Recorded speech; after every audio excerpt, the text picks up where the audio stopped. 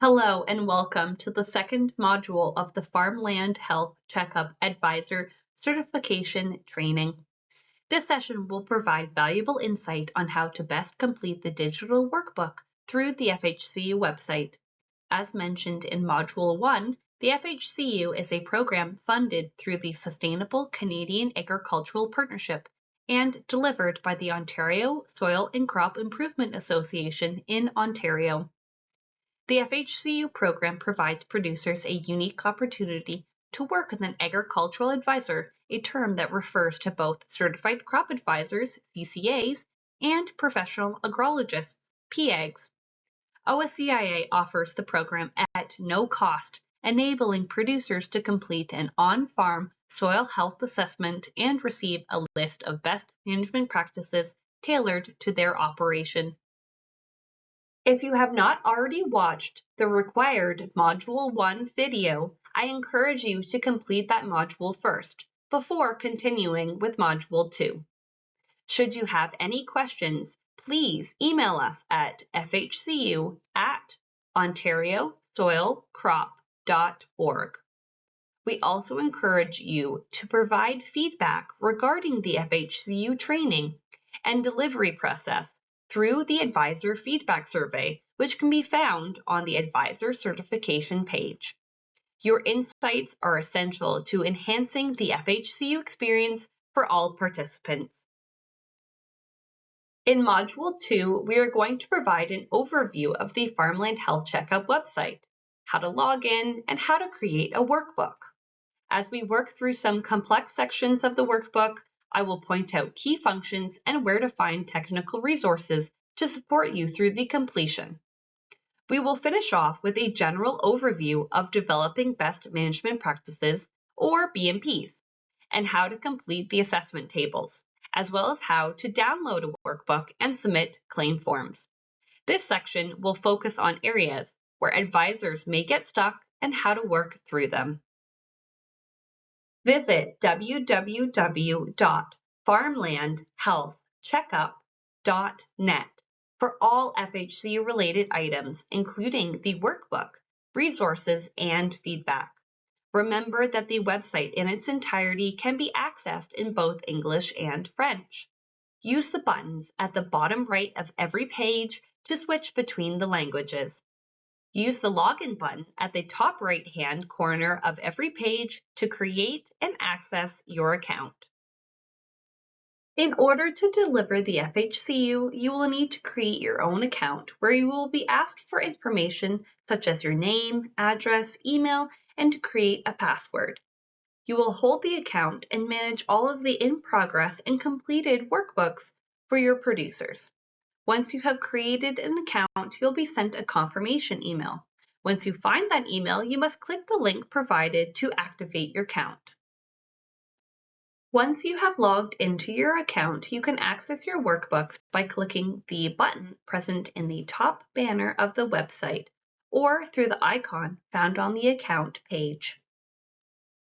One of the strengths of the FHCU system is its flexibility. The digital workbook can be completed with producers either in person or virtually, depending on what works best for both of you, as long as the producer has the information needed on hand. Find the how-to guide, Completing the FHCU with Producers, on the resource page for tips.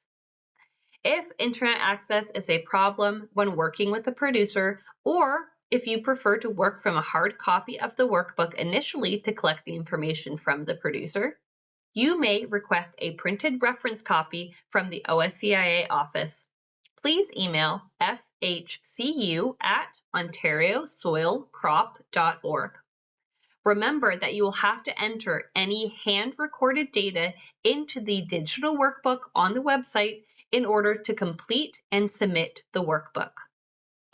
Some other advantages of the digital workbook include its accessibility in both English and French, ensuring clarity and ease of communication. The built-in auto-save feature ensures your progress is never lost, and so you can pause and pick up exactly where you left off. And lastly, the workbook automatically highlights which specific factors have low ratings, allowing for easier tailoring of BMP recommendations for fields being assessed. When creating a workbook, if you want to practice navigating the system, click the "This will be used for testing purposes" button. Test workbooks cannot be submitted to OSCIA, so consider using the word "test" in the workbook name. If you are completing a workbook for a producer, use their full name and the date so that it can easily be referenced in the future. Hit Save to create the workbook. Remember that you can access all workbooks through your account at any time. You can download completed workbooks to share with producers, copy workbooks, or delete workbooks. Before you begin completing workbooks with clients, we encourage you to review all of the materials on the resources page. You can access the resources page whether you're logged in or not, but it's handy to make sure to keep relevant documents open during the workbook completion process, especially the following resources. The Farmland Health Check-Up Guide, developed by the OMAFRA Soil team, contains in-depth background information about each question within the workbook. It is created to help you complete the workbook. It includes information such as color images about residue levels and guidance about working with soil maps. This is a ready-to-print document and could be beneficial to bring with you to farm visits if you choose to do so. The Best Management Practice Selection Guide was also developed by the OMAFRA Soils team. They put a lot of knowledge and expertise into this BMP selection guide. It is a real asset to reference during the section where advisors have to critically evaluate the risk scores and develop BMP recommendations within each Farmland Health Challenge. Make sure to have this guide on hand during the later half of the workbook completion. We touched on workbook components in Module 1. In Module 2, we will review complex sections with a focus on where to find resources. As a reminder, you'll want to encourage your client to gather relevant records before you meet to complete the workbook. If your client has completed an environmental farm plan, they will find the Soils and Sites section of that document helpful in the early parts of the FHCU workbook. Remember that a verified EFP is not a prerequisite for completing an FHCU, but being able to reference a completed EFP would be helpful. The only strict requirement a producer needs to meet in order to be eligible to participate in the FHCU is to have at least one soil test per field. You will not be able to complete the workbook without soil test information. As reviewed in Module 1, the workbook is split into 4 different sections: client and location information, soil health, water quality and nutrient management, and finally, pollinator health. In Section 1, you're asked to differentiate between the 3 fields picked for assessment. Enter information for the Field 1 sections for your least challenging field, and then the more challenging field information into Field 2 and Field 3 sections. Find detailed instructions on how to navigate egg maps in the workbook guide on the resources page. By following these steps, you will be able to determine key information needed in this section, including the Conservation Authority, tertiary watershed, quaternary watershed, latitude, and longitude coordinates for each field. Please note that not all regions of Ontario have established conservation authorities. If your field falls outside of an established conservation authority boundary, please list the tertiary watershed in this section instead. For the purposes of our workbook, if you've listed a conservation authority, you will be able to select the corresponding quaternary watershed by name. If you listed a tertiary watershed, you will only be able to select NA as your option. This is correct.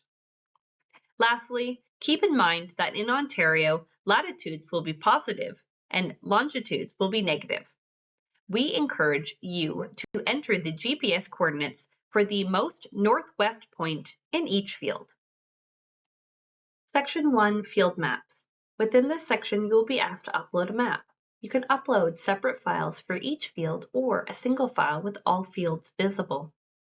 Make sure to clearly identify each field with the name used in the workbook and the field boundary that corresponds to the number of acres you've entered in the previous page. Also consider adding other features to the map, including known water courses, erosion problems, erosion control structures, significant slopes, windbreaks, and water wells. Remember that the map, just like the rest of the workbook, will be an important long-term planning tool for your client. Adding as much information to the map is an easy way to keep a visual record of current conditions to reference in the future. There are many ways you can create a digital aerial map. I'll be explaining how to use egg maps, since you've likely just used this tool. While in egg maps, the first step is to make sure you are zoomed into the field or fields being assessed. Next, click Markup and Printing along the top navigation bar. The third step, use the Markup tool to add elements to your map, including field boundaries and text to add labels. Next, click on Create Map, the first option within the navigation bar, and select the type of map you'd like to export. Note, this function can be used for a variety of maps, but for our purposes, we will select the Farmland Health Check-Up option. The fifth and final step is to fill out the required fields in the blue pop-up that will appear on the left-hand side of the screen and click Export Map. Moving on to section 2.1, you'll be asked to record specific soils information for each field. Utilize materials found on the resources page to find all of these details for your fields. Access both soil maps and egg maps to find the data needed for section 2.1. Make sure to select the appropriate layers in egg maps before searching for your field location, either manually or by GPS location. Soils-related data can be selected underneath operational layers, environmental/base data, and finally, the Ontario Soil Survey Complex. Select corresponding layers to make the data available on the map. Additionally, use the Ontario Soils Calculator. Select your region and then select your soil type's map symbol to determine the hydrologic, soil group, and erosion factor. Another resource to reference is the soil summary sheets, like the one shown here for Wellington County.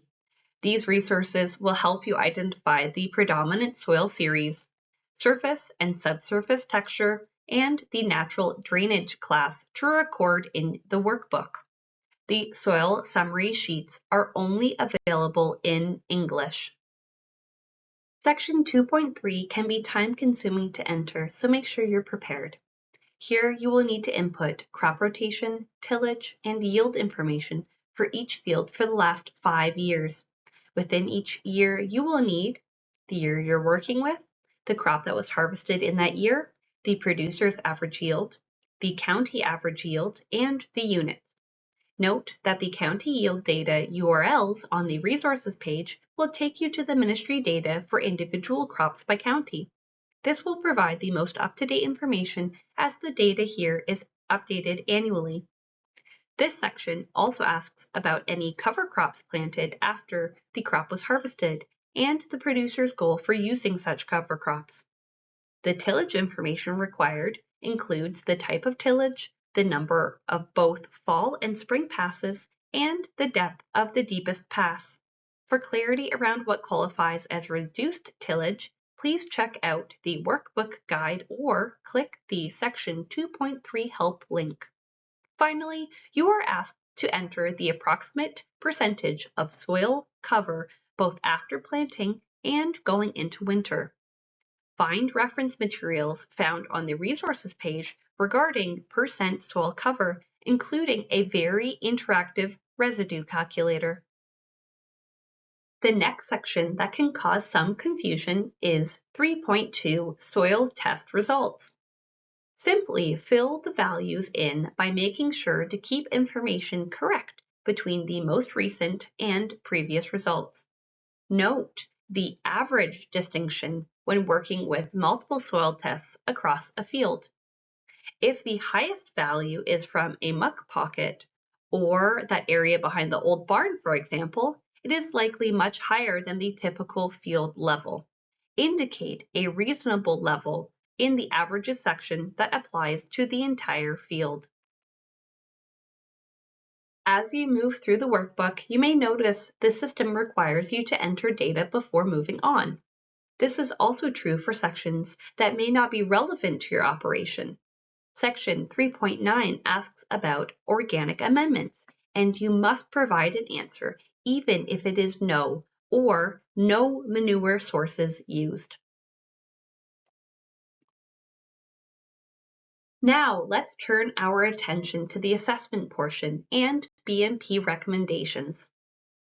Once the workbook is completed, the assessment pages will automatically show a score for each field in each of the 11 Farmland Health Challenges as shown here on the left.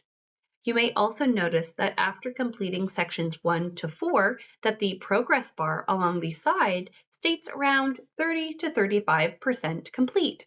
Don't be concerned. This is because the remaining roughly 70% of the progress is completed as you move through the assessment section. You can select each individual Farmland Health Challenge to expand and read through more details. The first Farmland Health Challenge is water erosion, and an example of the breakdown is shown here. You can see the ratings for each field, with the factors to improve highlighted for easier BMP planning. Keep in mind that scores of 3 or lower for each question might require specific BMP recommendations, even if the overall score for this Farmland Health Challenge is good or best. When developing your BMP recommendations, consider the following process. First, review factors that impact the scores and where the low scoring areas are highlighted. As mentioned before, please consult the BMP selection guide found on the resources page to identify appropriate BMPs to address each specific Farmland Health Challenge. Keep in mind that the target completion date that you apply should refer to the practices recommended in the BMP implementation and rationale section. Remember that even with long-term or complex recommendations, you as the advisor can select a target date that references the first step the producer can take in that implementation process. Including target dates is an important piece to help the producer understand the recommended BMPs. Lastly, the future supporting activities section can contain further background information or knowledge related to the practices recommended. The digital workbook will not allow you to advance without filling the required BMPs. Ultimately, the FHCU is meant to serve as a long-term planning tool for the producer, so your recommendations should be detailed, thought out, and be grounded in rationale. Let's walk through an example of how we start with site factors and develop BMP recommendations from the information provided. Please note that not every factor that will be included in an actual workbook is accounted for in these examples. When you are developing your recommendations, consider all of the factors available to you. Let's start with the first case study. This field has long, steep slopes. Gullies have been observed in the field, and soils are often bare in the off-season. Many of these factors can increase the risk of erosion, specifically water erosion, where nutrients and sediment are lost from the field. To target this challenge, a recommended BMP could be erosion control structures or contour or strip cropping that could be implemented. Both practices slow or limit water movement across the field, but in different ways, and so you can include this information in your rationale. For the second example, this field has clay soils where surface crusting has been observed. Throughout the last few cropping seasons, variable crop stands and lower yields have also been recorded.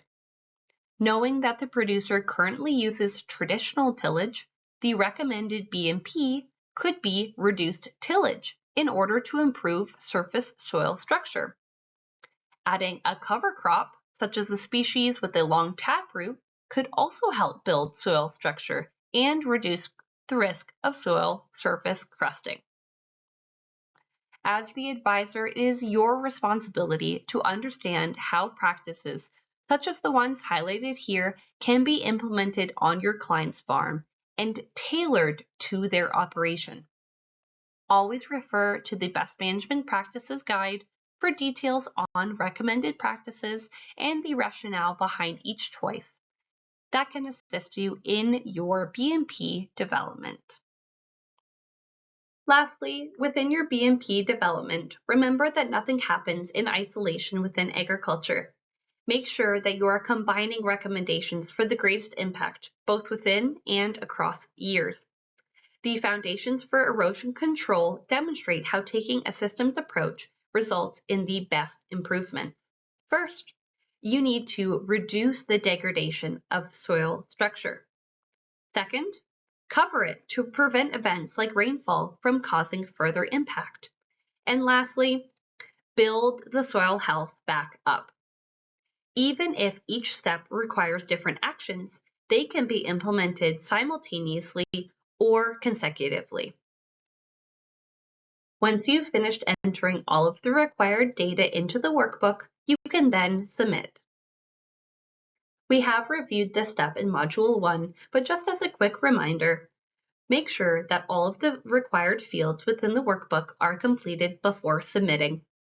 It's also your responsibility as the advisor to share the workbook with the producer after it's been submitted. However, workbooks can always be downloaded as a PDF at any time from your account if your producer requests a copy at a later date. You will be prompted to submit your claim form in the confirmation email after the workbook is submitted.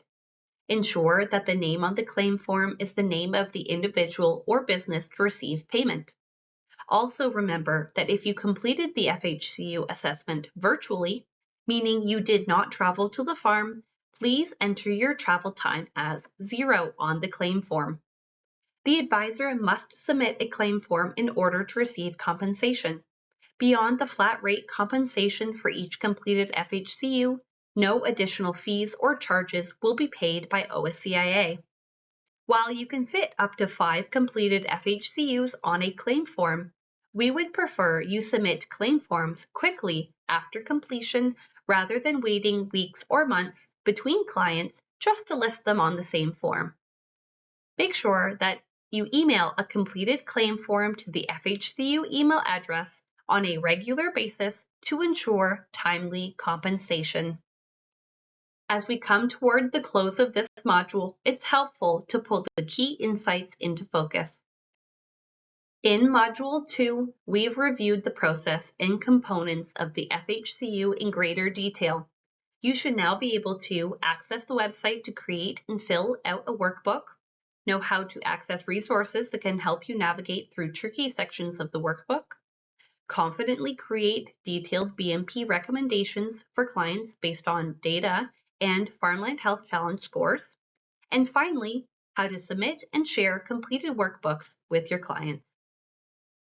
Now completed Module 2 in the Farmland Health Checkup Advisor Certification process. This module will remain accessible online for you to reference and come back to as needed. Visit the FHCU website by following the QR code shown on the slide to complete your certification steps. Reach out through the FHCU email with any questions, concerns, and your feedback. You can also access an advisor-specific feedback survey on the advisor certification page of the FHCU website if you prefer to answer prompted questions. Lastly, visit the OSCIA main webpage and subscribe to OSCIA's program mailing list to stay informed of other programs and events. Thank you.